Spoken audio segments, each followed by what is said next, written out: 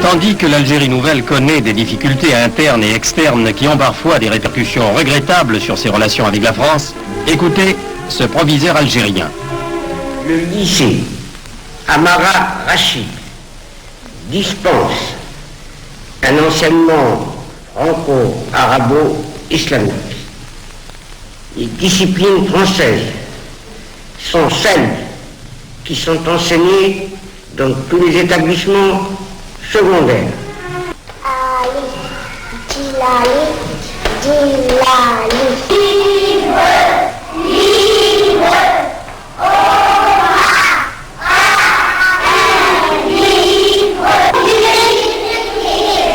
Et une ligne qui n'est ni droite ni brisée.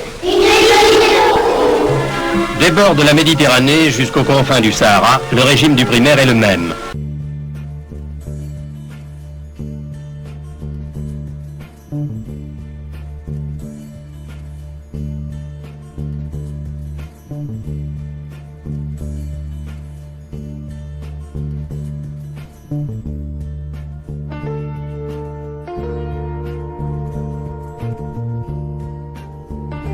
L'arabisation va commencer dans le primaire à partir des années, la deuxième moitié des années 60, c'est-à-dire à partir des années 66-67. Elle va toucher les lycées au début des années 70. Elle va toucher évidemment au milieu des années 70. Elle va toucher également l'université. La question de cette idéologie dans l'Algérie post-indépendance, moi, je l'explique très vite, en gros. Je vais vous dire, en gros, quand on arrive à 62, quoi est central dans cette compréhension du mouvement, même si d'autres variables et d'autres éléments qui sont à la fois de l'économie, des luttes politiques, etc., entrent en jeu dans cette explication. Les tenants de ce mouvement étaient dans le ministère de l'Éducation, de la Culture, dans le FLN, etc., dans la magistrature, et ils ont donc lancé ce mouvement d'arabisation. Les gens, ils se protégeaient en fait en revenant à l'islam qu'ils comprenaient à leur façon d'ailleurs. J'étais très engagée pour qu'il y ait une arabisation de l'enseignement, mais tout à fait hostile à ce que ça se fasse au détriment de la qualité. Et donc les enseignants d'arabe qui ont été recrutés, on est allé les chercher dans le Moyen-Orient, qui sont arrivés massivement dans le système scolaire algérien, et avec lesquels il y a eu parfois une bonne entente, mais le plus souvent des frictions, qui étaient des frictions de méthodologie. Alors, il y avait des chefs d'établissement qui choisissaient, qui préféraient les Syriens ou les Irakiens plutôt que les Égyptiens. Enfin, il y avait toute des stratégies comme ça pour adapter le personnel aux exigences du milieu. Selon l'Office d'alphabétisation et d'enseignement des personnes âgées, l'Algérie a fourni des efforts en matière d'instruction et a élaboré des programmes adaptés à l'alphabétisation. Au lendemain de l'indépendance, l'Algérie se retrouvait sur le chemin de l'alphabétisation. L'association ICRA, fruit de cette démarche, a contribué aux efforts qui visaient à réduire le taux d'analphabétisme au niveau national.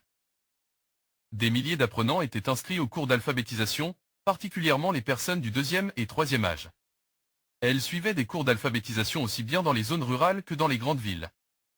L'ouverture des centres d'alphabétisation dans les zones reculées a été soutenue par les efforts entrepris de l'Office national qui a axé notamment ses objectifs sur les tranches d'âge comprises entre la vingtaine et la cinquantaine. Au regard de ce programme ambitieux, l'importance de l'alphabétisation a permis d'avancer l'insertion sociale et professionnelle. L'éradication de l'analphabétisme au regard de ce programme d'enseignement reposait non seulement sur les pouvoirs publics mais également sur les efforts de la société entière. Apprendre à lire et à écrire a été assurément assimilé par certaines personnes comme une seconde naissance. La mission de ces centres a mis son travail à l'épreuve en mettant en avant le proverbe qui dit « La science est la lumière et l'ignorance est l'obscurité ». Si à l'heure des technologies du numérique, la non-maîtrise des moyens de communication serait considérée comme une sorte d'analphabétisme, que dire alors d'une personne qui ne saurait ni lire ni écrire? La sensibilisation des personnes qui n'a pu atteindre ces tranches d'âge, ces analphabètes ont toujours la possibilité de s'inscrire ou de se réinscrire à ces programmes et rejoindre les classes d'alphabétisation dans leurs lieux respectifs. Beaucoup de personnes instruites ont opté pour le bénévolat, en vue d'aider ceux qui n'ont pas pu s'instruire à se libérer de l'ignorance avant de les intégrer dans la stratégie nationale d'alphabétisation et d'enseignement pour adultes. Quelle joie ce fut pour les enseignants de voir les élèves des classes d'alphabétisation écrire leurs premiers mots. Le ministère des Affaires religieuses s'était joint à ces programmes d'alphabétisation et a ouvert des espaces dans ses mosquées et s'était employé à les faire lire aisément le Coran. Les personnes âgées qui se sont rendues au lieu saint de l'islam sont revenues avec l'envie de s'instruire et d'apprendre à lire le livre du divin. Par ailleurs, les femmes quinquagénaires ont refusé leur statut d'analphabète et ont décidé de rejoindre les classes d'alphabétisation et ont réussi à relever le défi. Elles parviennent à lire parce que le Coran fut leur principale motivation, les a incitées à aller suivre des cours d'alphabétisation. Dans leur quête du savoir, elles ont été assistées par leurs enfants, avec lesquels elles révisaient dans le cadre d'un échange intergénérationnel dont le seul objectif était l'acquisition du savoir. L'Office national d'alphabétisation et d'enseignement pour adultes a annoncé une baisse du taux d'analphabétisme en Algérie.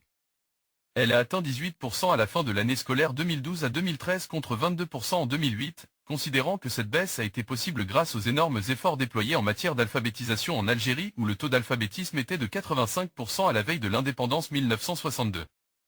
Terminé, le programme scolaire français pour les petits écoliers algériens scolarisés dans les établissements privés. Depuis la rentrée, ils doivent suivre seulement le programme scolaire national. Les établissements contrevenant à cette règle s'exposent à des sanctions. Jusqu'alors, la pratique du programme français illégal était cependant tolérée par les autorités. C'est les couches moyennes qui sont derrière cette demande sociale du français chez le privé. Parce qu'ils ont un cursus, ils ont un programme, ils veulent aller étudier en France. Des inspecteurs de l'éducation nationale peuvent effectuer des contrôles inopinés pour vérifier l'abandon du programme français. Mais pour une partie du corps enseignant, le changement doit se faire progressivement pour ne pas pénaliser les élèves déjà privés de l'obtention du bac français depuis un changement des règles. Nous pensons que remplacer le français par l'anglais nécessite du temps et des préparatifs pratiques afin d'éviter que nos enfants ne soient perdus. La plupart des enseignants ne maîtrisent ni l'anglais ni le système anglo-saxon, mais plutôt le français. Depuis, le pays a accéléré l'introduction de l'anglais dans le cycle primaire avec le recrutement d'enseignants. Il est vrai que le français est une langue élégante, une langue de littérature et de grand prix. Cependant, en ce qui concerne la science, la recherche, l'armement et toutes les technologies, l'anglais est la langue qu'il faut adopter.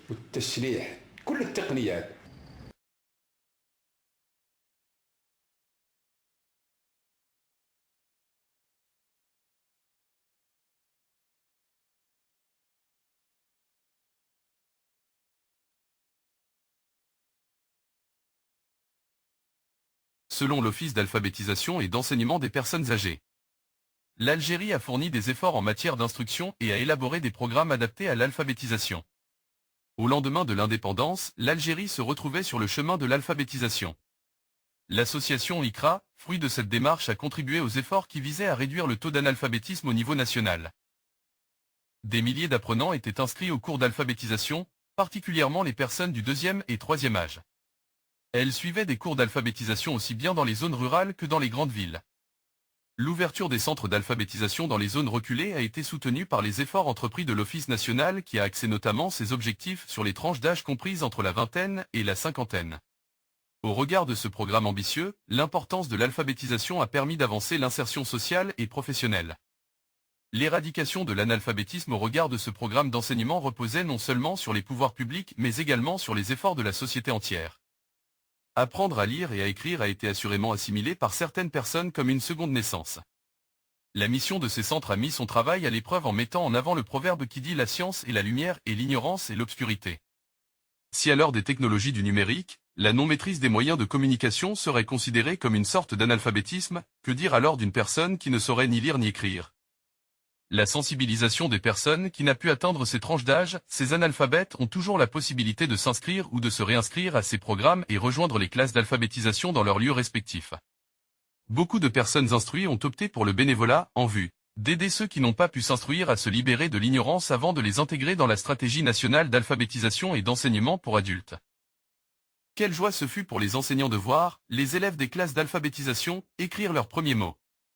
Le ministère des Affaires religieuses s'était joint à ces programmes d'alphabétisation et a ouvert des espaces dans ces mosquées et s'était employé à les faire lire aisément le Coran. Les personnes âgées qui se sont rendues au lieu saint de l'islam sont revenues avec l'envie de s'instruire et d'apprendre à lire le livre du divin. Par ailleurs, les femmes quinquagénaires ont refusé leur statut d'analphabète et ont décidé de rejoindre les classes d'alphabétisation et ont réussi à relever le défi. Elles parviennent à lire parce que le Coran fut leur principale motivation, les a incitées à aller suivre des cours d'alphabétisation. Dans leur quête du savoir, elles ont été assistées par leurs enfants, avec lesquels elles révisaient dans le cadre d'un échange intergénérationnel dont le seul objectif était l'acquisition du savoir. L'Office national d'alphabétisation et d'enseignement pour adultes a annoncé une baisse du taux d'analphabétisme en Algérie. Elle a atteint 18% à la fin de l'année scolaire 2012 à 2013 contre 22% en 2008, considérant que cette baisse a été possible grâce aux énormes efforts déployés en matière d'alphabétisation en Algérie où le taux d'alphabétisme était de 85% à la veille de l'indépendance 1962. Terminé, le programme scolaire français pour les petits écoliers algériens scolarisés dans les établissements privés. Depuis la rentrée, ils doivent suivre seulement le programme scolaire national. Les établissements contrevenant à cette règle s'exposent à des sanctions. Jusqu'alors, la pratique du programme français illégal était cependant tolérée par les autorités. C'est les couches moyennes qui sont derrière cette demande sociale du français chez le privé. Parce qu'ils ont un cursus, ils ont un programme, ils veulent aller étudier en France. Des inspecteurs de l'éducation nationale peuvent effectuer des contrôles inopinés pour vérifier l'abandon du programme français. Mais pour une partie du corps enseignant, le changement doit se faire progressivement pour ne pas pénaliser les élèves déjà privés de l'obtention du bac français depuis un changement des règles. Nous pensons que remplacer le français par l'anglais nécessite du temps et des préparatifs pratiques afin d'éviter que nos enfants ne soient perdus. La plupart des enseignants ne maîtrisent ni l'anglais ni le système anglo-saxon, mais plutôt le français. Depuis, le pays a accéléré l'introduction de l'anglais dans le cycle primaire avec le recrutement d'enseignants. Il est vrai que le français est une langue élégante, une langue de littérature et de grand prix. Cependant, en ce qui concerne la science, la recherche, l'armement et toutes les technologies, l'anglais est la langue qu'il faut adopter.